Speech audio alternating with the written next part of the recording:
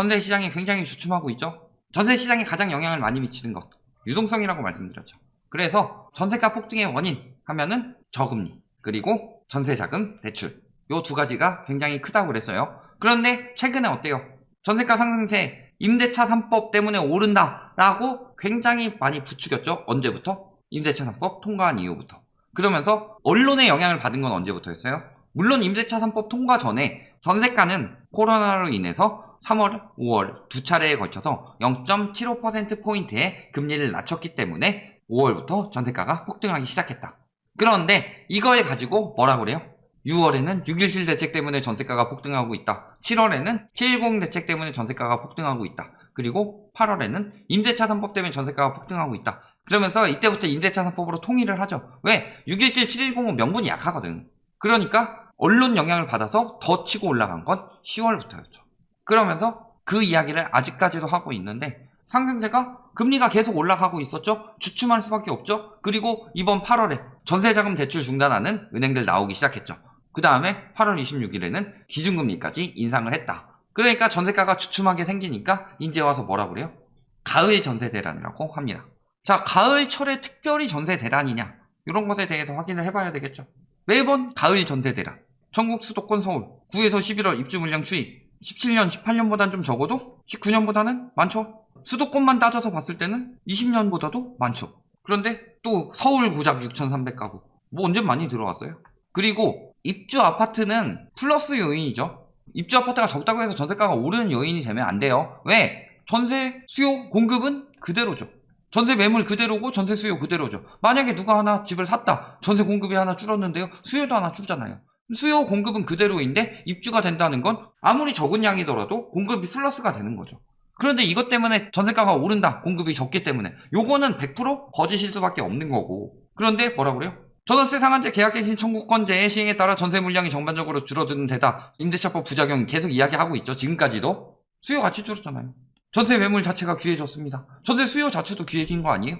보유세 인상 부담 세입자한테 떠넘긴다. 대표적으로 이게 구라라는 사실을 알려주는 도시가 어디다? 세종이다. 왜? 세종이 공시가격 70% 올렸는데 전세 가격은 역전세 나고 있죠. 그런데도 계속 이렇게 이야기한다. 그러면서 지금 전세가 상승세가 좀 주춤해질 것 같으니까 뭐라고 하는 거예요? 가을 전세 대란을 또 꺼내들었다. 왜? 전세가는 무조건 올리면 투기꾼들한테 유리해지고, 그렇다면 집값 올리기 용이해지는 거죠. 왜? 우리나라의 투기의 대부분은 갭투기고, 갭투기는 전세가 올리게 되면은 그만큼 여러 개 생기니까 갭투기하기 더 좋아진다 라는 거죠. 전세가 상승은 뭐 때문이다? 물량이 없어서 공급 부족, 그리고 입주 물량이 안 나와서 공급 부족이다.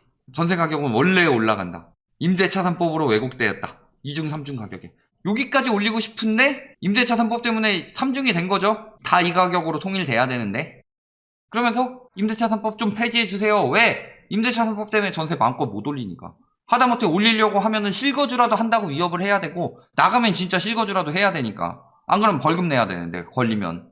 계속 나오고 있죠. 전세가 상승, 가을 이사철 이야기하면서 펄펄 끓는 집값, 이사철 가을까지 이어지나 하면서 뭐라 그래요? 전세값이 집값을 밀어 올리는 상황이 재현될 것이다. 항상 지난해 같은 시기, 지난해 같은 시기는 허위매물 신고 유예 기간 중이었잖아요. 전세 대란을 얼마나 이야기를 하고 있냐. 자, 2011년에도 전세 대란 이야기를 합니다. 2012년에도 전세 대란, 2013년에도 전세 대란, 14년에도 전세 대란, 15년에도 전세 대란, 16년에도 전세 대란, 17년에도 전세 대란, 18년에도 전세 대란, 19년에도 전세 대란, 20년에도 전세 대란. 계속 이야기를 했죠. 근데 2018년에 집값 떨어지면서 전세가 같이 떨어진 것들 다들 기억하시죠? 2018년 9.13 대책 이후 10월에 이렇게 이야기하지만 다음 달부터 떨어지기 시작했죠. 전세도 마찬가지고. 매년 전세 대란이래요. 가을 전세 대란. 갑자기 모든 사람들이 가을에 집을 구하나요? 학군 수요 집 언제 구하죠? 보통 봄에 구하죠. 왜? 아예 학년이나 학교 진급이 바뀌면서 이사 가는 걸 선호하죠. 그렇다면은 왜 가을에 전세 수요가 많을까요? 매년 전세 대란 이야기하면서. 근데 가을에 특별히 거래량이 많았냐? 임대차 3법 때문이라고 하지 말고 전반적으로 봅시다. 서울 아파트 전세 거래량 다 뽑아왔습니다. 2011년부터. 자, 9월 가을 전세 거래량 줄었죠? 자, 2012년에는 조금 늘어났죠? 13년엔 또 줄었죠? 14년엔 조금 늘어났고, 15년에 확 줄었고, 16년에 좀 늘어났고, 17년에 줄었고, 18년에 좀 늘었고, 19년에는 쏘쏘하죠? 20년에 가을이라고 해서 특별히 전세 거래량이 폭발을 해요. 가을 전세 대란이라면서요. 왜 가을 전세 대란이에요? 확인도 안 해보고? 누구 맘대로? 가을에는 특별히 재계약률이 높아져가지고 거래량으로 집계되는 게 적다. 이런 개소리는 집어치우고 그렇다면 계약률 자료라도 들고 오든가. 아니죠. 가을이라고 특별히 계약률이 높아질 이유도 없죠. 특히 가을이 이사 철이니까 전세가 올리기 딱 좋은 시기인데 전세 대란이요? 이렇게 돼줘야지 전세 대란이지. 안 그래요? 2011년부터 계속 호도하는데 전세 대란이었던 적은 단 한 번도 없네요? 매물이 부족해서. 매물이 왜 부족해요? 요 사람들 2년 뒤면 이때 나올 텐데 그대로 매물 나와야 되는 거 아니에요? 입주는 그동안 더 됐을 테고. 전세 가격 지수 변동률 봅시다. 2009년에 가을 전세 대란 났다. 2011년에도 조금 난 것 같다. 근데 한번 탁 친 다음에 떨어지고 있었죠, 변동률. 자, 특별히 전세 대란이라고 할 만한 시기 뭐 없는데? 자, 오히려 2008년에는 가을에 폭락했습니다. 이게 진짜 전세 대란이죠. 변동률이라고 유의미한 거 보여요? 자, 이때 폭락하고 특히 이때쯤에는 무슨 일이 있었냐? 자, 전세가 상승의 주범 뭐라고 그랬어요? 전세가 상승의 주범 두 가지. 2008년에 전세자금 대출 MB 정책으로 1억 나오기 시작했고 그게 다음 정부 넘어가면서 2억 뭐 이러면서 그 다음에 무제한 퍼센테이지 이런 식으로 나오게 됐죠. 그러니까 대출 영향도 컸다. 그 다음에 가을 전세 대란이 왜 자꾸 이야기를 하느냐? 가을에 결혼을 많이 한다고 해서 그래요. 왜? 보통 5월에 신부 이야기하는데 왜 5월에 신부일까요? 6월 넘어가면 덥거든. 그러니까 여름 그리고 추운 겨울 피해서 보통 봄, 가을에 결혼을 많이 한다. 그리고 그 신혼부부들이 지금 내 집 마련해서 시작하는 신혼부부들 거의 없죠. IMF 터지고 나서 집값으로 경기 부양 한번 하죠. 그 다음에 억제책 냈는데 세계적인 추세 그리고 여러 가지 문제들 겹치면서 리먼 직전에 쭉 올랐죠. 그때부터 내 집 마련해서 결혼하는 건 거의 물 건너간 상황이죠. 그래서 전세로 시작하는 신혼부부들 많다. 부모 도움도 이제는 거의 못 받는 상황이 되었고. 자, 그래서 가을에 혼인 건수가 많기 때문에 가을 전세 대란이다. 이런 이야기를 하는 거죠. 신규 수요가 생겨나게 된다. 신혼부부들 때문에. 그렇기 때문에 전세 대란이다. 이런 이야기를 하는 거죠. 자, 그래서 가을에 늘어나서 전세 대란이다. 갑자기 쭉 늘어나죠. 여름 때 쭉 했다가 쭉쭉 늘어나니까 전세 대란이다. 그렇다 칩시다. 이때야 전세 대란이라고 말할 수준이 됐죠. 지금 어때요? 늘어나요? 가을이라고? 자, 지금 혼인율 엄청나게 감소하고 있습니다. 혼인율이 감소하고 있는 이유 뭐예요? 집값이 너무 비싸서. 전세 가격도 너무 비싸서. 그래서 사람들이 결혼을 안 한다. 그래서 혼인 건수 쭉 줄어들고 있죠, 지금. 이때 기준으로 언제부터 시작됐다고 그랬어요? 집값 폭등의 시점은 2014년 초이노믹스부터. 그때부터 어때요? 줄어드는 거 보이죠? 최고치도, 중간치도, 최저치도 계속 줄어드는 거 보이죠? 그래서 한 2015년부터는 가을 전세 대란이라고 말할 수 있는 상황이 아니다. 부동산 가격이 올라가서 전세 대란이 났다.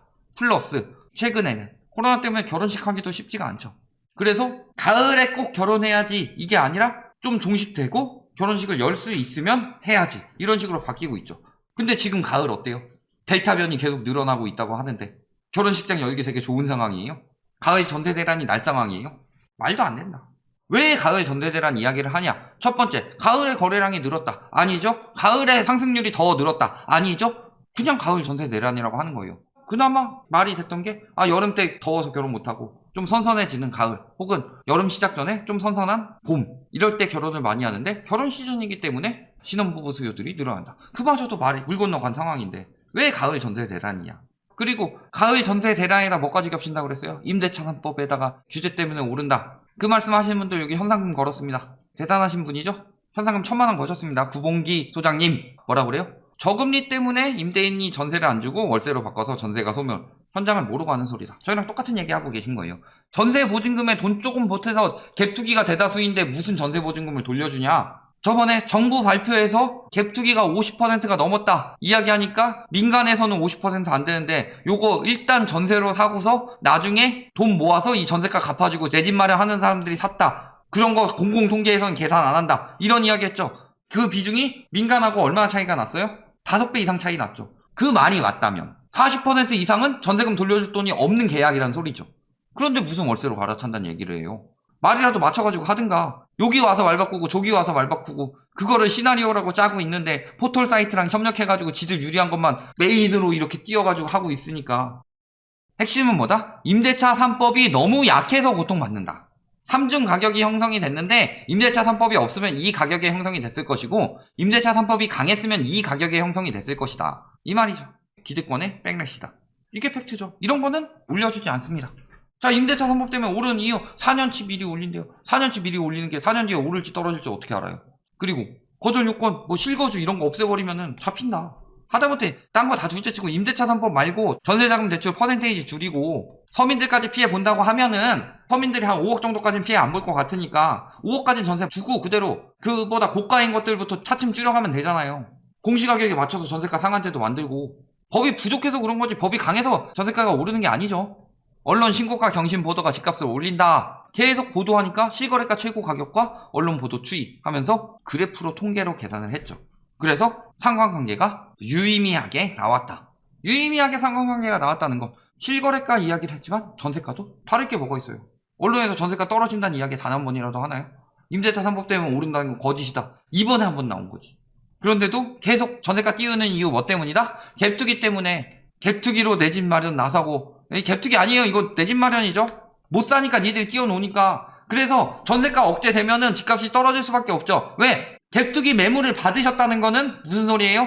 그 전에 판 사람이 갭투기라는 소리 아니에요. 그러니까 갭투기가 실수요한테 팔고 있는 거죠. 왜 팔았겠어요? 더 오를 건데. 지금 다 전세 있는 매물 위주로 거래되고 있다. 절반 이상이. 뭐예요? 계속 오를 것 같다는 언론에 이야기해가지고 물리는 사람들 아니에요. 갭투기꾼들은 투기꾼들이고 갭투자로 내 집 마련이라고 하지만 뭐예요? 더 오를 것 같으니까 일단 집부터 사놓고 나중에 이거 내 집으로 쓰겠다 이런 사람들은 실수요죠. 투기 수요가 실수요한테 팔고 있다. 끝물 신호라는 거죠. 그게 줄 서고 있다. 그러니까 지금 전세가 계속 띄우는 이유 뭐예요? 갭투기들 아직 다 못 팔았고 엄청 지금 규제 걸려가지고 오히려 못 팔게 생겼고 그러니까 떨어지지 않게. 왜냐면 전세가가 떨어지기 시작하면은 집값 하락은 막을 수가 없으니까. 그러니까 지금 계속 갭투기 띄우려고 전세가 오른다 하면서 실수요들 피해 입든 말든 집값에 미친 언론들이죠. 핵심은 금리입니다. 금리가 떨어지기 시작하니까 전세가가 떨어지다 오르기 시작하죠. 그런데 여기서 뭐 기준금리 보지 말고 시중금리가 더 핵심이죠. 물론 이것도 전세자금 대출 금리는 안 나와서 전세자금 대출 금리 말고 그냥 가계대출 금리로 했어요. 계속 떨어지니까 계속 올라갑니다. 여기서 잠깐 올라가는 사는데 왜? 그래서 여기 잠깐 떨어지잖아요. 올라가니까 잠깐 떨어지죠. 근데 떨어지니까 얼마 안 떨어지고 금방 다시 올라갔다. 그리고 최근에 다시 올라가기 시작하는데도 계속 오를 것이다 라고 말하고 있는 거다. 결론, 가을 전세대란 모든 그래프 보시면 나오죠. 없다. 가을 전세대란은 언론이 전세가를 띄우기 위해서 만들어낸 말이다. 그럼 뭐 때문이에요? 언론이 낮추지 못하도록 담합을 종용하고 있는 거다. 전세가 계속 오를 거니까 낮추지 마. 전세가 이제 금리 올랐으니까 떨어질 것 같은데 하는 심리를 가진 사람들도 낮추지 마 하면서 결국에는 못 내놔서 은행 이자 물면서 매물 늘어나고 피해 보고 있는 거예요. 그래서 공실 난 사람들도 똑같이 피해 보고 있다. 언론에 따라서. 임차인들만 피해 보고 있냐. 그리고 금리 인상 시작됐죠. 핵심은 저금리랑 대출이에요. 근데 대출 막히고 있죠? 금리 인상 시작됐죠? 앞으로 전세가 어떻게 되냐? 답은 뻔히 나와 있다. 가을 전세대라는 말에 속지 마라. 만약에 전세가 너무 구하기 힘들다. 오히려 역전세 나서 보증보험 가입 안 되는데도 하면 큰돈 날리실 수 있습니다. 그럴 경우엔 차라리 한 번 정도는 월세 도셔라. 그 뒤에 전세 사라도 혹은 추위 보면서 뒤늦게 내 집 마련해도 늦지 않는다. 여기까지 말씀드리겠습니다.